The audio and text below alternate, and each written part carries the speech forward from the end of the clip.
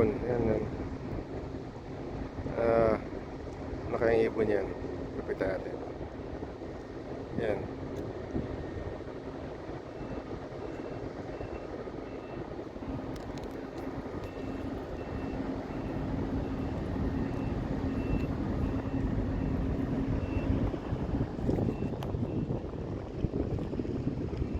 Yun, lumipad.